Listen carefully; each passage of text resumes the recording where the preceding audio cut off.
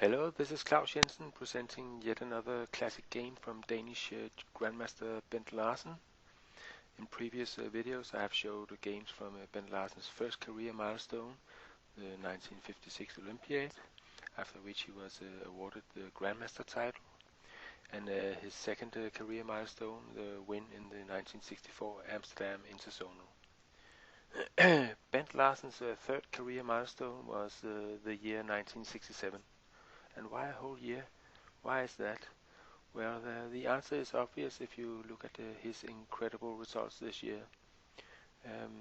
The first half of the year was actually not that impressive.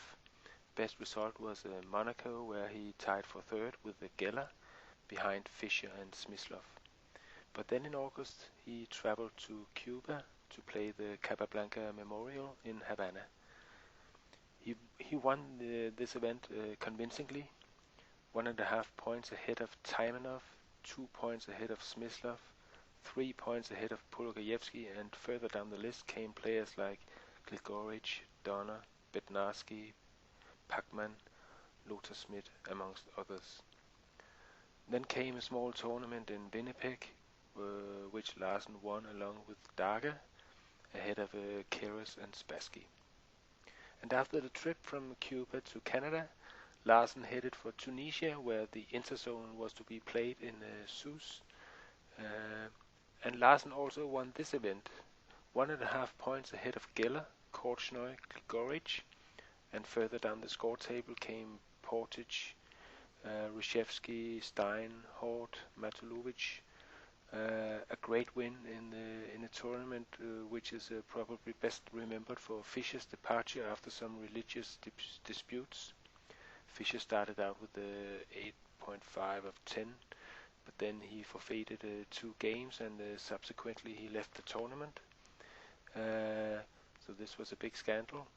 But Larsen won this event, and after his second win in an interzonal tournament, he made it 4 tournament victories in a row by going to Mallorca and winning here as well. And this was indeed a very strong tournament.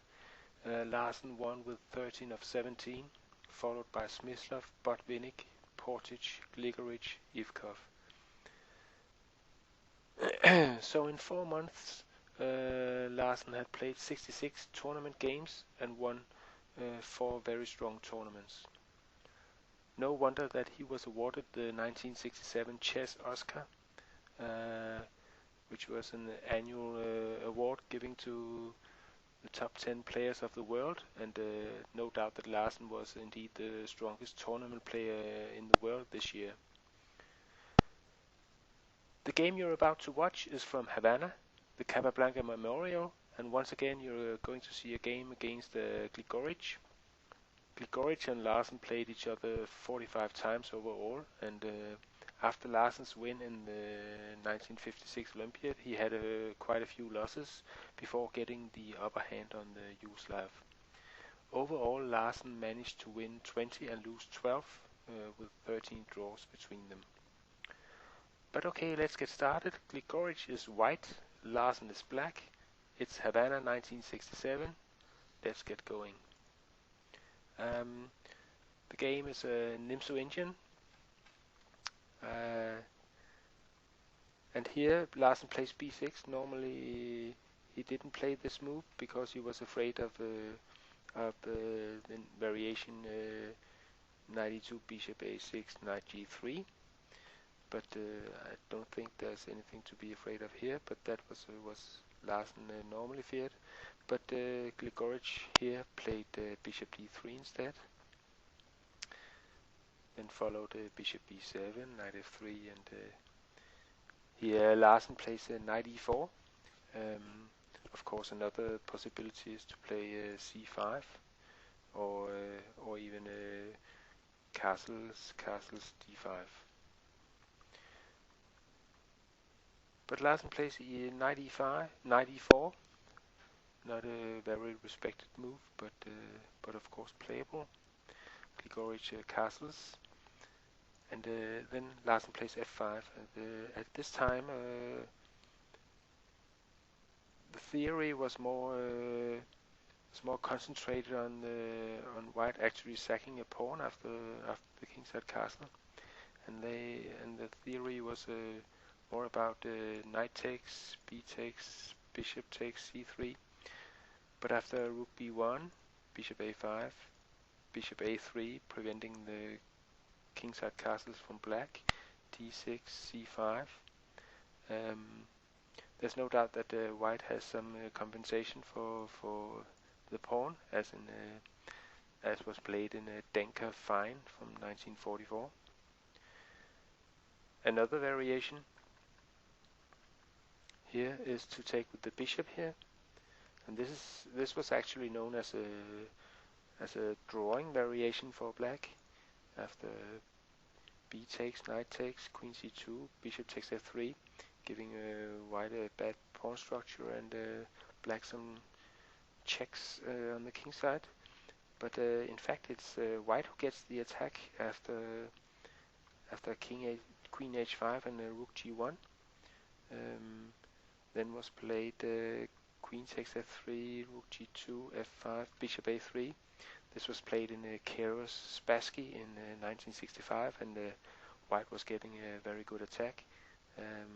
He has the open g file to play on, and his knight on his bishop on a3 is very strong. And actually, white went on to win this game. So that was another possibility, but back to this game, where Larsen played f5 instead. Gligoric here took on e4, and Larsen doesn't fancy this move. He believes it's dubious, although it was regarded a good move at that time.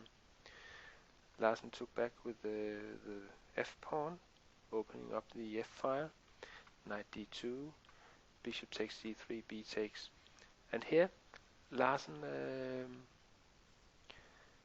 In fact, no, let's go 2 years back here, because 2 years earlier Gligoric played this same variation as white against Bjørn Andersen, a Danish player. It was played in Copenhagen, and here Andersen played queen g5, but after bishop a3, knight a6, c5, h5, queen e2, queen g4, f3, and so on here. Gligoric had a very good game, and he went on to win the game. So perhaps Gligoric was safe here, that this was a good line for white. But Larsen here castles kingside, and this move is given exclamation mark from Larsen, and it was actually one of the opening preparations that Larsen was discussing with the Danish 1966 Olympic team, which was also played in Havana, but unfortunately this variation was never played in the Olympics. So he had a chance to play it here 1 year later against Gligoric in Havana. Gligoric here plays queen g4 and rook f5. The intention is clear. Black is trying to exploit the f-file, and he will play for a kingside attack. And white is facing some problems. The main problem for white in this position is, of course, a bishop. Where's this bishop going? There's no immediate good square for this. And on the other hand, black is having good prospects of a kingside attack. He has a very strong bishop here, which is pointing down to the white king position, and this is looking very good for black. Note here that knight takes e4 doesn't work, of course, because then simply h5 and white is losing the knight. So Gligoric here plays a d5, which is probably the best move in the position. Rook g5, threatening the queen right away, queen f4, and then Larsen takes on d5, Gligoric recaptures, bishop takes c4, and then in this position Larsen thought for quite a while.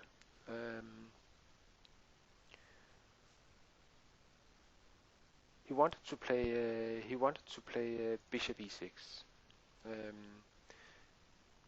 to keep a threat on c4, but he was afraid that White would get some attacking chances after queen takes e4, and then White can push the f pawn, and then it's suddenly White who has attacking chances on the queen side, and the bishop here will go to b2 and be very strong. So instead of bishop e6, Larsen chose to play bishop c6, which is much better than playing bishop b7, because on c6 the bishop and the pawn is protecting each other, and since this knight is going to a6 anyway, there's no question of the c6 bishop blocking the knight. So bishop c6 is a good move. Gligoric took on e4. Larsen retreats the rook to g6, and bishop b2 is of course natural, putting the bishop into play.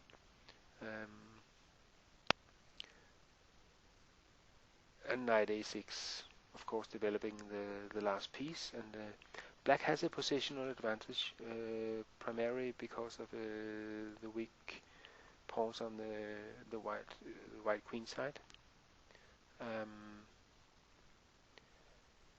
But of course not a decisive advantage in any way. But in some way the black position is more harmonical. Larsen believes here that the best plan for white is to play knight g3 and then prepare for e4. Against this, Larsen was preparing to play queen g5 and exchange the queens, and then play for the weak play on the weak queenside pawns, as we spoke of just before. But Gligoric did play knight g3, he played f3 instead. And then Larsen says black goes on the attack. The threat here is of course knight d3, forking the queen and the bishop. And this threat is apparently easy to prevent, but after a closer look, white is in some trouble already. If, for example, he tries rook fd1, then black has some very serious threats on f3 after playing queen e7. Then the rook goes to f8, and there's threats on f3 because the g pawn is pinned by this rook. So this is dangerous for white. So rook fd1 won't work, and after knight f2, for example, it's the same story. Queen e7, again threatening rook f8.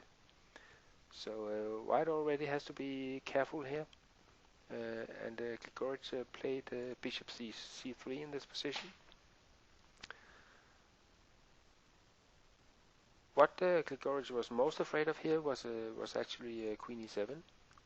But then he has bishop takes b4, queen takes c7, bishop takes, f takes, queen d2, and here Larsen gives g3, but Rybka thinks that rook f2 is better, and in this position white is perfectly okay. He's a pawn up, but has of course some weak pawns, so all in all this position is equal. So no reason for Gligoric to be afraid of queen e7, and that was not what Larsen played. He played knight d3 instead, threatening the queen, which has to move to f5. And then, in this position, Larsen had two options that he was thinking of. He considered queen e7, which would lead to an equal game after knight f6 check, rook takes, queen takes d3, because in this variation his pawn structure hasn't been weakened, and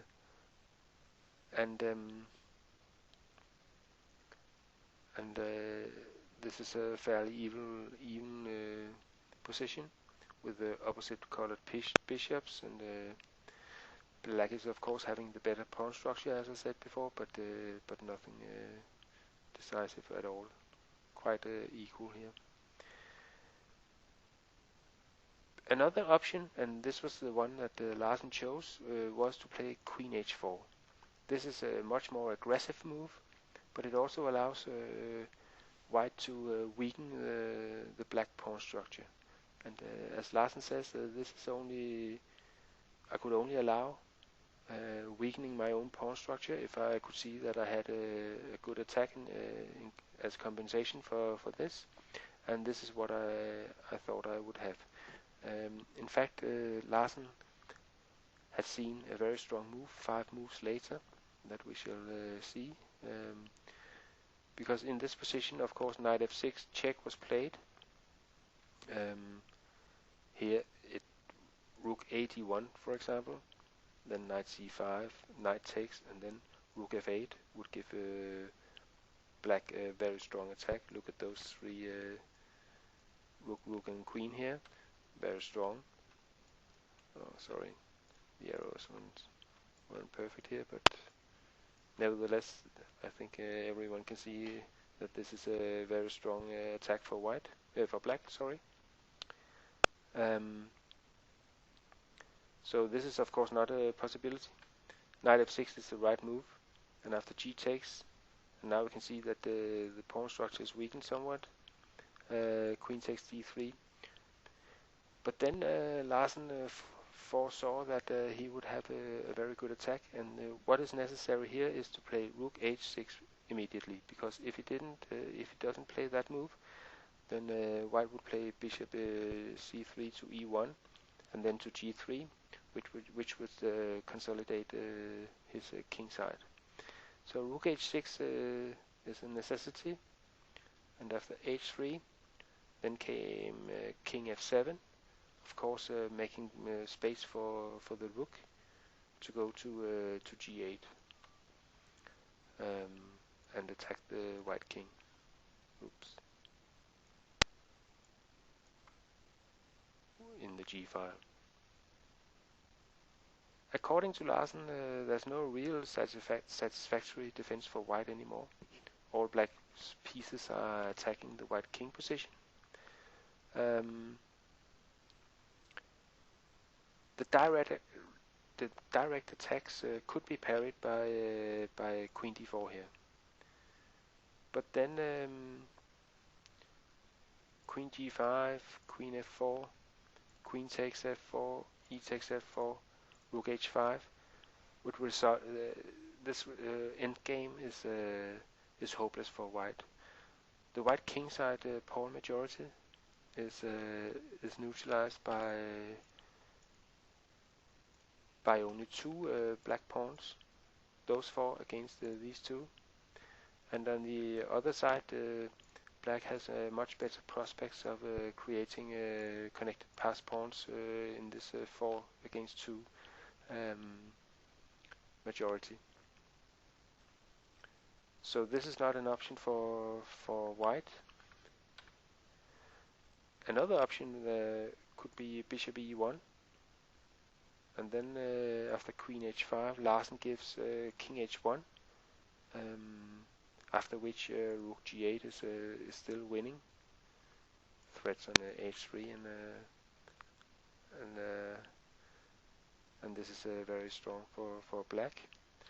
But in this position, instead of king h1, Ribka gives h4 immediately, and after rook g8, rook d1, rook hg6 threatening on g2, rook d2 covers, and then black cannot play bishop takes f3 now, because this fails to queen takes d7 check. So this is a Ribka line that seems to save white.